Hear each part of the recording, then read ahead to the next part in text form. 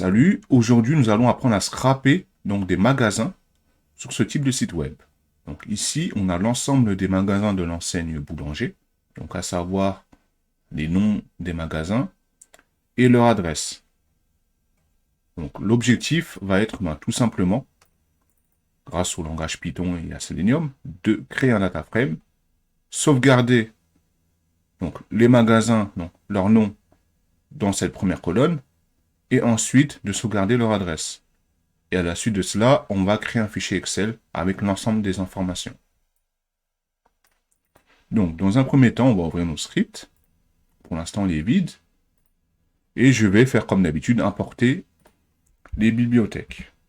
Donc là, je vais faire un contrôle directement, copier-coller, ça va être plus simple.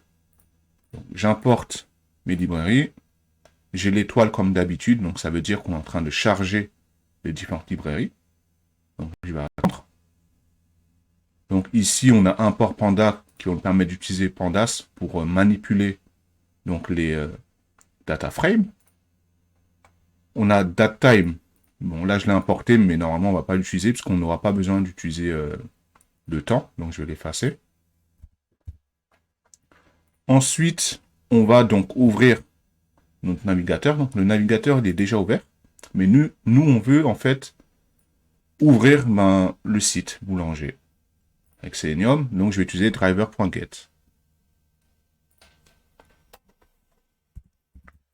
Driver.get, parenthèse, et là, je vais renseigner l'adresse du site web.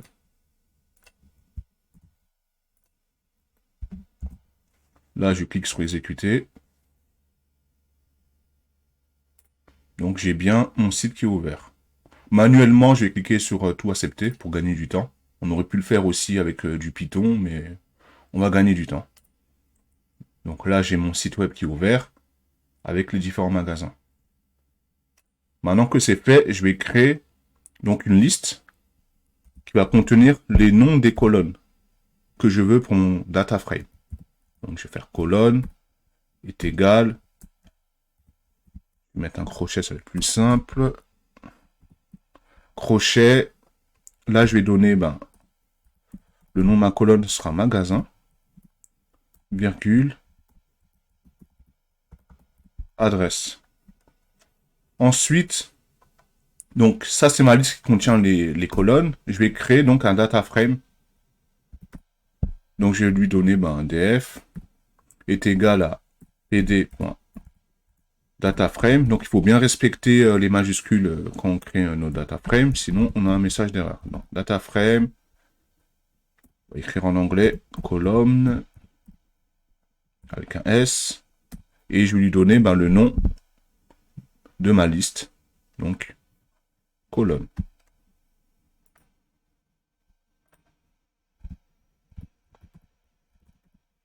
Je clique sur exécuter. Pour voir si mon data frame est bien créé, je vais taper df. Là, je vois bien que j'ai mon data frame qui est créé, donc avec la colonne magasin et la colonne adresse. Donc, pour l'instant, c'est vide, c'est normal, puisqu'on n'a pas encore mis de données à l'intérieur. Maintenant que c'est fait, je vais créer une variable compteur. Donc, la variable compteur va nous permettre d'itérer, en gros, lorsqu'on va créer notre boucle. Donc, on va lui donner au départ la valeur 0, puisque notre data frame va commencer à valeur 0. Donc, il faut savoir qu'en Python, quand on crée une liste ou un data frame, on commence toujours à partir de 0. Donc, avant donc là, je vais créer ma boucle. Donc, l'objectif, ça va être de se dire, je vais commencer au premier élément. Donc, ici, ça va être l'élément 0. Pour arriver jusqu'à la fin. Et donc, pour ce faire, il faut il faut incrémenter les données. Donc, dans un premier temps, je vais créer une boucle. Donc, comme d'habitude, je vais faire for i in range. Donc, il me semble qu'il y a environ 100 magasins. Je pense qu'il y en a 104. Donc, bon, je vais mettre 104. Donc, je vais mettre pour i qui commence à 1. Là, je mets 1 parce qu'en fait, ici, les adresses elles vont commencer à partir de 1. Donc, ce qui est logique, puisque là, eux, ils font pas du Python, mais en gros, il y a de fortes chances que la première adresse ait comme identifiant le numéro 1. Donc, on va itérer à partir de 1 jusqu'à la centaine. Donc je vais faire for i, donc, est égal à 1, et je vais aller jusqu'à, admettons, 104, parce qu'il me semble qu'il y a 104 magasins. Ensuite, je vais créer donc une liste que je vais appeler ligne, et qui aura pour objectif de créer une nouvelle ligne à chaque itération. Donc à la première itération, donc j'aurai ma ligne qui va prendre la première valeur. Donc il va prendre au départ le premier nom, donc ça va être celui-ci, Boulanger Douai.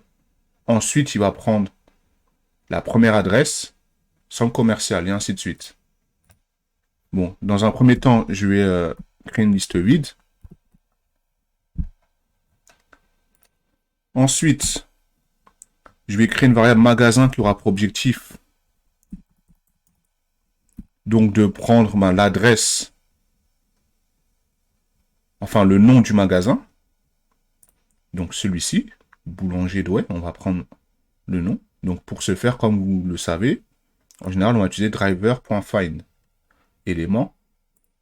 Mais avant de vouloir connaître, de récupérer l'info, il faut déjà inspecter la page. Donc ce que je fais en général,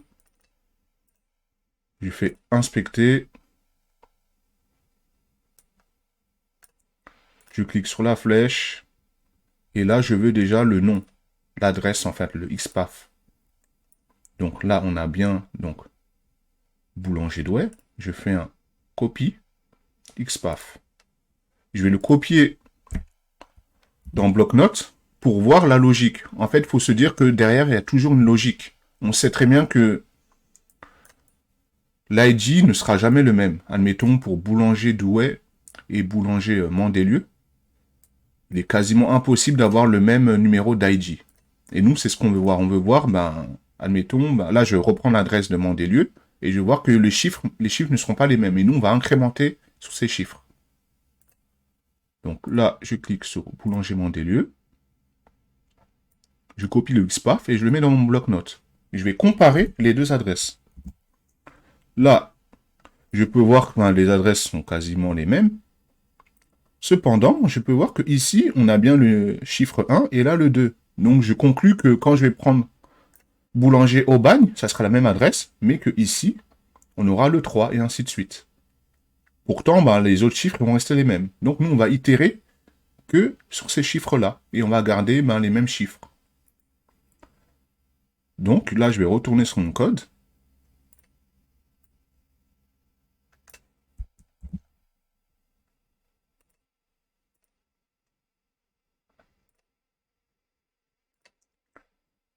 Donc je retourne sur mon code et là, en gros, donc je vais agrandir. Ici, j'ai copié directement l'élément, donc j'ai driver.find-élément by XPath, comme d'habitude. Là, j'ai l'adresse donc du premier de notre lien. Et donc le chiffre qui doit changer, je vais lui mettre un i à la place. Ça veut dire que à la première itération, donc, le chiffre sera égal à 1. Une fois que j'aurai récupéré toutes les informations et que je serai remonté à la boucle, donc, la valeur sera égale à 2, ici. Donc i aura pour valeur 2, et ici, on prendra le numéro 2, et ainsi de suite. Donc là, ce que je fais, je vais afficher maintenant la valeur du magasin. Donc je fais print magasin, donc ça va afficher donc, son nom. Je refais la même chose, donc je vais créer... Non, juste avant, ce que je vais faire, je vais faire print.text, parce que si je ne mets pas le point texte, ça va juste afficher en gros la valeur de l'adresse, mais nous on veut afficher directement le nom du magasin. Donc il faut toujours mettre point texte quand on veut afficher les éléments. Ensuite, je vais ajouter donc l'information que j'ai récupérée. Donc pour vous montrer, si vous voulez, ce que je peux faire, en gros, ça va être plus simple. Je vais faire i est égal à 1. Ensuite, ce que je peux faire,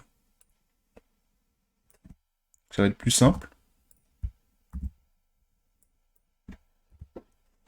J'exécute. Donc là, j'ai bien récupéré la première valeur. Donc ici, on a 1. puisque i est égal à 1. Là, je vais afficher donc le magasin. Et si vous avez bien suivi, on a boulanger Douai, parce que i est égal à 1. Donc là, c'est logique. Comme i est égal à 1, et c'est la première valeur, donc on a bien boulanger Douai qui s'affiche. Si je remplace i par 2,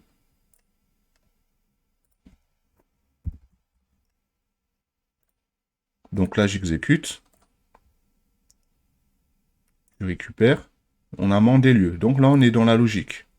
Et nous, on va le faire automatiquement avec la boucle pour éviter de changer la valeur de i à chaque fois. Donc voilà, c'était pour vous montrer en live la valeur de i quand on la modifie. Donc là, je vais effacer tout ça.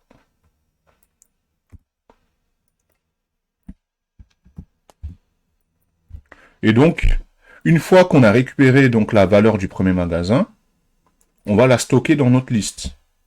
Donc ligne.append. Et je vais mettre tout simplement magasin.text. Donc là, on va ajouter dans notre liste le magasin. Ensuite, je vais faire la même chose, mais cette fois-ci avec l'adresse. Tout simplement. Donc pour l'adresse, en gros, le principe, il est le même. On va aller là. Je clique dessus. Donc, je vais recliquer dessus. Voilà. Je fais un copie XPath. Je vais sauter des lignes pour vous montrer. Donc, je regarde bien l'adresse, les numéros. Donc, admettons, je prends celui-ci.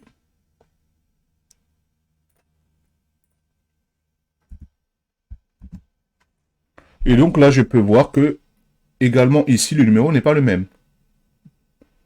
Donc là, il faudra également itérer sur ces numéros. Donc voilà, le principe sera le même. Donc là, je retourne sur mon code. Je crée donc une variable adresse. Adresse est égale. Là, je vais copier-coller pour que ce soit plus rapide.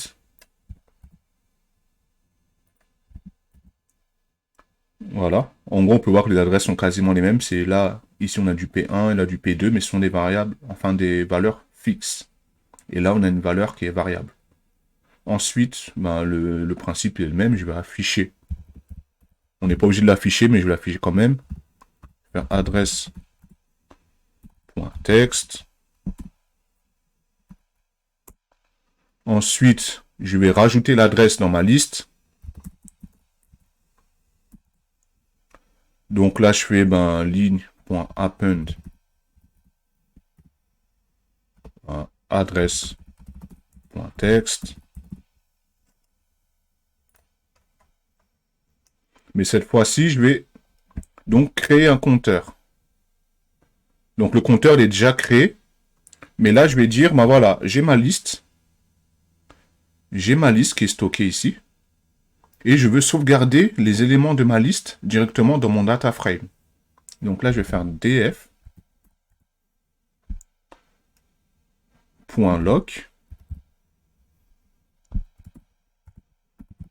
Et dans le lock, en gros, je vais mettre le compteur. Parce que le compteur, nous, il commence à 0. En fait, en temps normal, j'aurais pu mettre la valeur de i, mais comme i commence à 1 et que tous les tableaux commencent à 0, si je mets i, j'aurai un message d'erreur. Donc, je suis obligé de commencer à 0. Donc là, j'ai créé un compteur qui commence à 0. Et il va commencer au début du tableau. Donc, j'ai mon compteur et je vais dire, je veux que tu prennes la valeur de la ligne. Donc, la valeur de la ligne sera le nom du magasin et l'adresse. Ensuite, je vais incrémenter mon compteur. Comme ça, une fois que j'aurai ajouté donc, à la valeur 0 donc, les informations, une fois que j'aurai itéré, mon compteur aura pris une valeur en plus. Donc là, je vais tenter d'exécuter. Et donc voilà. Donc là, j'ai l'ensemble des magasins qui s'affichent et qui sont stockés, qui se stockent à chaque itération dans mon data frame. Donc là, je vais taper df. Et donc là, j'ai l'ensemble des magasins qui sont stockés dans le data frame. On crée des data frames puisque pour avoir des données déjà beaucoup plus présentables que dans une liste. Et ensuite, c'est beaucoup plus simple de les sauvegarder au format Excel. Donc là, je vais utiliser la fonction de pandas. Donc df.toExcel. Ensuite, j'ouvre parenthèse. Je vais mettre les côtes et je vais l'appeler boulanger fichier. Et je vais lui donner, il faut toujours donner l'extension du fichier. Donc nous, on veut un fichier Excel, XLSX.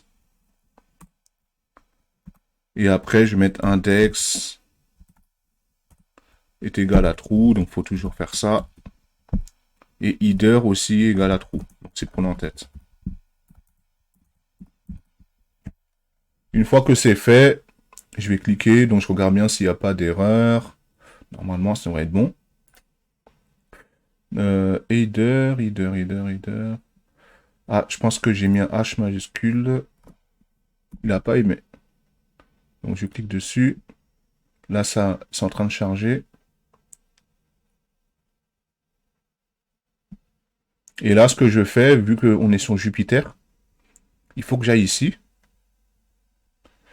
Donc là, ce que je vais faire, je sais pas si on va stocker le fichier. Donc là, il faut retrouver le fichier. Donc là, je vais cliquer sur Last. Voilà, il est là. Je clique dessus. Et je clique sur File Download. Donc là, j'ai mon fichier.